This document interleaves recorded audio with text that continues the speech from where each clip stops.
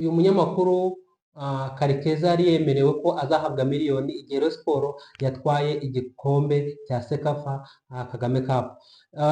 Uyu Antaro yamuhaye 500 bya avance, avuga ko agiye muri Tanzania, ariko ku wa mbere uyu munsi azagaruka akamuha amafaranga 500 byiwe byari bisigaye. Ubu rero uyu munsi arategereje kugira ngo Karekeza atsindire miliyoni yiwe, kubera ko igihano Anta yari yayiyemeje, aravuga ati ngewe nzayiguha kipe ya Rayon Sports cyangwa se APR yamutwaye Sekafa Kagame Cup, kandi yarayitwaye, byabaye byiza cyane. Ubwo rero n'amakuru yaragezweho muri uyu mugoroba, ni amakuru ari kuvugwa cyane muri uyu mugoroba, yaragezweho yaba muri APR twayabonye, yaba muri Rayon Sports twayabonye, yaba Super Coupe twayabonye, yaba umwataka mushya yasinye ikipe ya Rayon Sports twabonye amateka yiwe agiye atandukanye n'amakipe yagiye acamo. Twabonye rero uburyo ki amakipe akomeye hano muri Afurika tuzi yatomboranye muri Confederation Cup cyangwa se Champions League.